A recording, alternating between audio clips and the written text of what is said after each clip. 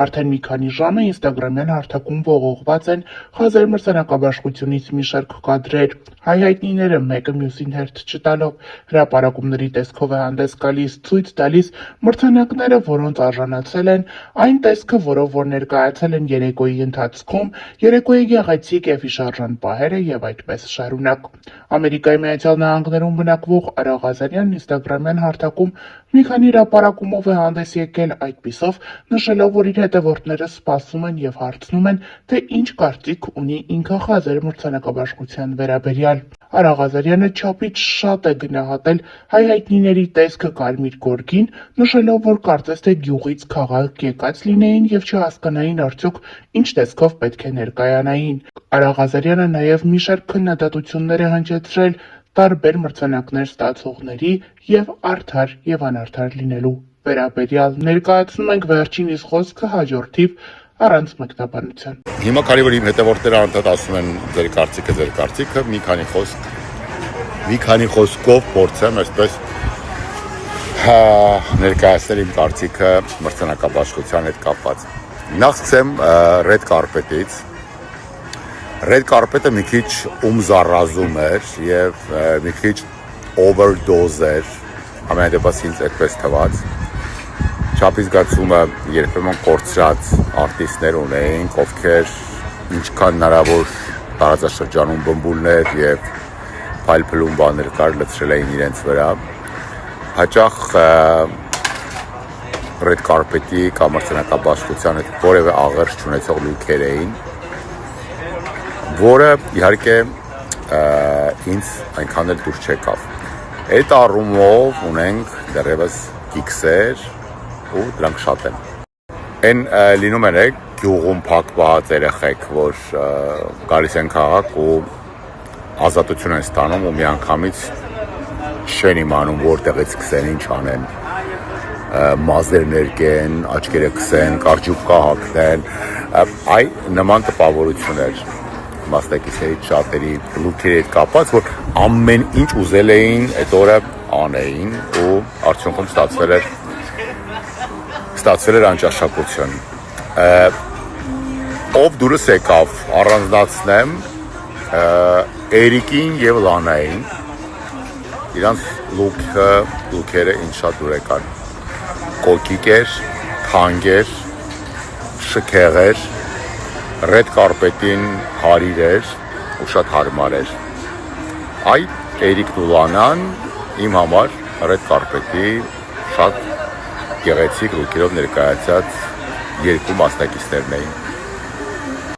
Մրցանակաբաշխությանը մասնակցող արտիստները պետք է հասկանան, որ սա Met Gala չի։ Սա ինչ-որ party չի, որտեղ դու պետք է գաս և հնարավոր ու անհնար զանգուլակներով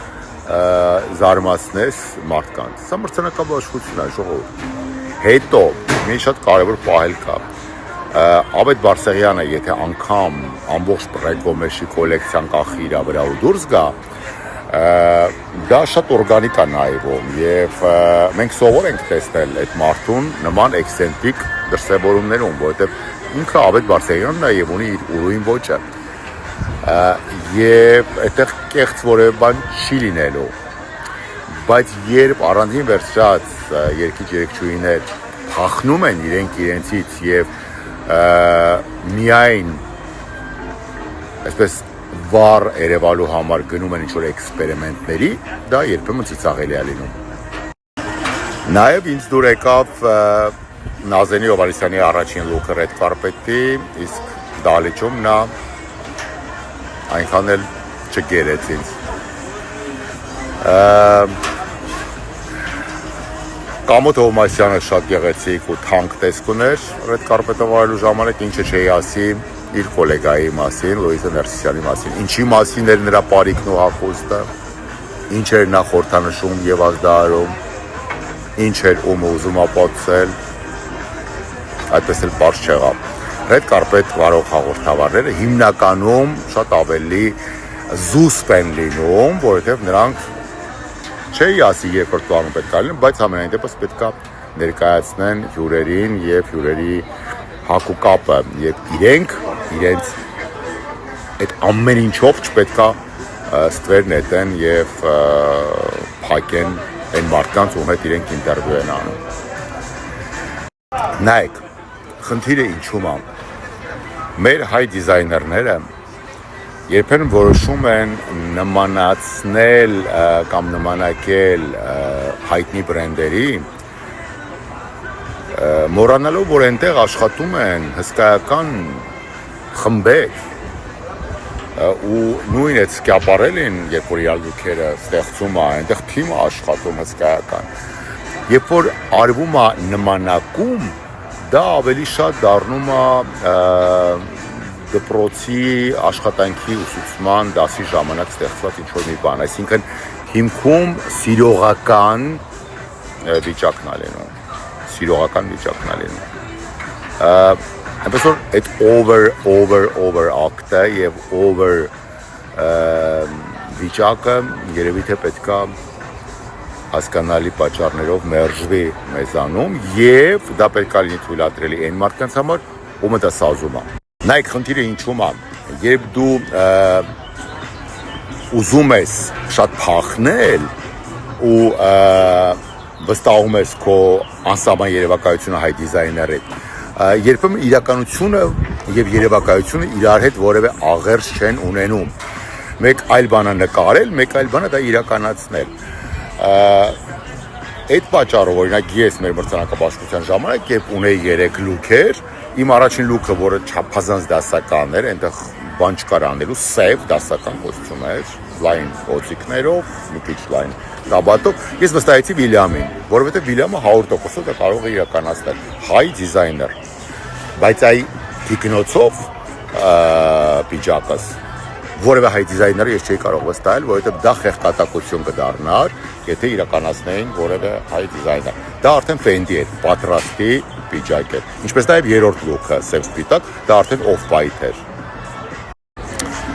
Սա red carpet-ի մասով։ Առանձին ուրիշ անդրադարձներ չեմ անի, դուք արդեն նայել եք ինքներդ եւ երևի կհասկանաք, թե overdose ասելով ուրիշ ում նկատի ունեի։ Այսքանը red carpet-ի մասով։ Հիմա անցնեմ մրցանակաբաշխությանը։ Մրցանակաբաշխությունը շատ արդուկած էր եւ լվացած բարձաջրած էր, առանց որևէ էքսեսի, առանց որևէ հիշարժան իրադարձության։ Չեղավ Լիլիթ Հովհաննիսյանի այն ելույթը, որը մեր մոտ եղավ, չեղավ Ավետ Բարսեղյանի այն խոսքերը, որ մեր մոտ կուլիսներում ասվեցին եւ վայր տարածվեցին։ Ես չեմ սիրում այդպես բարձաջրած, մաքուր սուֆլյորով։ Ակնհայտ երևում էր, որ մրցանակ տվողներն են սուֆլյոր կարդում։ Իսկ նման բաներ ես չեմ սիրում։ Նման արտուկված, դասավորված, անշունչ, անկենդան էր ընդհանուր առմամբ մրցանակաբաշխությունը։ Ինչու էր անշունչ, ըստ իս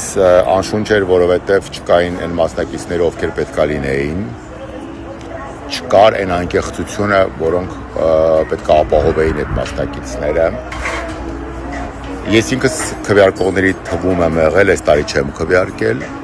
որովհետև այդ համադրումը, որ կար, ես դրա հետ վերուստ համաձայն չէի եւ որոշեցի մասը չկազմել։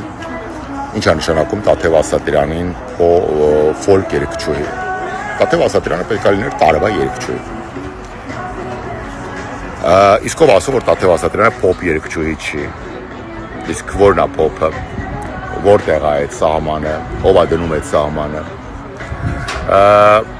Ոնց կարելի է Նանուլի տեսահոլովակին չտալ մրցանակ, այլ տալ իմ շատ սիրելի ռեժիսոր Արտուր Մանուկյանի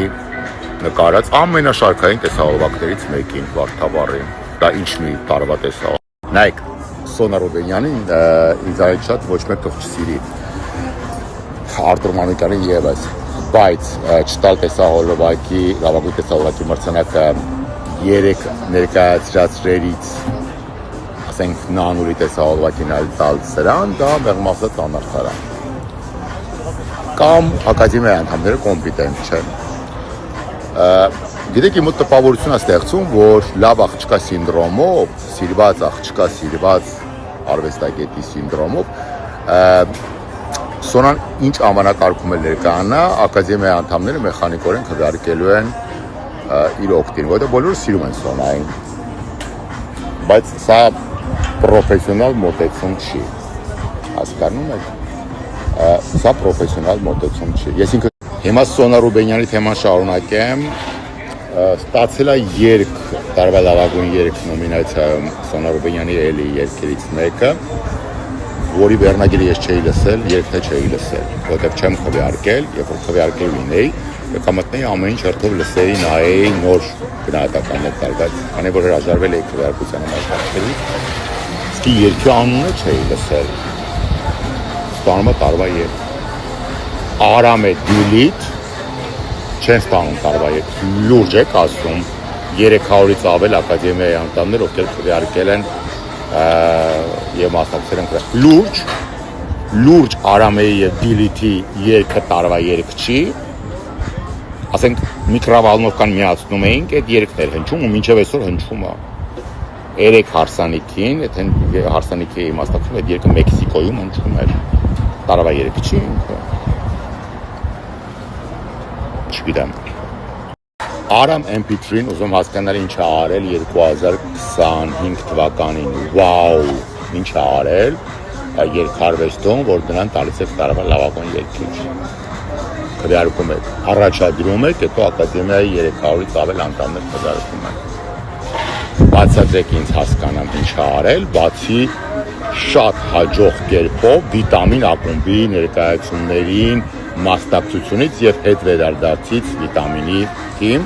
երկարվեստում ինչ է արել 2025 թվականին, որ դուք դրել եք եւ ակադեմիան էլ քվեարկել է, ինչի համար է քվեարկել։ Տարվա երգիչը պետք է լիներ Արամեն։ Արամեն, ով այս տարի ֆանտաստիկ աշխատել է։ Ֆանտաստիկ։ Վերջին տեսահոլովակը, մենահամերգը, հետո գիտեք ինչ, երբ որ տալիս եք տարվա ալբոմ Արժանի մեկին, Բրունետին ու Բրունետը դահլիճում չի, հետ է լավ չի։ Հա, ես առանձին վերցած մի անգամ արդեն ստորի արել եմ, որ հայկական շոու բիզնեսի դեմքերը այսքան համախմբված չեն եղել անգամ երբ եկեղեցին էր հալածվում ու կաթողիկոսի դեմ էին գնացել դիմակավորները, բայց դա երկու կողմանի մեդալ է եւ մեդալը երկու երես ունի։ Պետք է տարվի լուրջ աշխատանք, որպեսզի արտիստները լինեն։ Շատ վատ էր, որ Բրունետը չկար եւ Բրունետի նման էլիկը մարդիկ չկային ու այդ պատճառով էր, որ բարձաջրած ու լողակած ու օսլայած էր մրցանակաբաշխությունը ու չի կարող լինել շոու բիզնեսյան մրցանակաբաշխություն առանց շոու բիզնեսի կարկառուն ներկայացուցիչների չի կարող, հասկանում եք, շոու բիզնեսի բիզնեսա չէ, շոու եւ բիզնես։ Արկադի Դուբիկյանը բիզնեսա ու շոույա, ու շոու բիզնեսա։ Արմենչիկը, Սարոն, Մարտին Մկրտչյանը, լիքը անուններ կարող եմ տալ։ Նրանք բոլորը ինչ-որ կերպ պետք է ընկերված լինեն։ Տեղից էլ մեր շոու բիզնեսը ներկայացնում է մի երկիր, որը մի պատժեզդանի է։ Այսինքն բոլորը բոլորին ճանաչում են եւ շոու բիզնեսն այնց չի էլի, որ ամերիկյանական, գոնե ավստրիական։ Փոքր երկիր ենք, փոքր շոու բիզնեսով։ Նրբություններ կա, որ պետք է հաշվի առնվի, կարծում եմ։ Եվ վերջում ասեմ հետևյալը։ Մենք էլի ունեցանք ձևի եւ բովանդակության անհամատեղելիություն։ Ունեցանք ձև ֆանտաստիկ իրականացման մեջ առանց բովանդակության։ Չկար բովանդակություն, որովհետեւ անկենթան էր։ Առանձին վերցած դրսևորումներում մրցանակահանդողները փորձում էին ինչ-որ բան անել, գրկել իրար բարել, չգիտեմ, անկենթան էր ընդհանուր առմամբ։ Իսկ հայկական շոու բիզնեսը, քանի որ փոքրաթիվ է, ինքը պետք է լինի նախ եւ առաջ այստեղից եկող սխալներով, հա, մեր արածը մի քիչ փնթոշ է, Այն առաջ որ անում էին ազգային երաժշտական մրցանակաբաշխությունը, էլի ինչ որ փնթոշ էր, ինչ որ բաներ կար, կիքսեր լիքը, բայց անկեղծ էր։ Այս դրա մասին է խոսքը։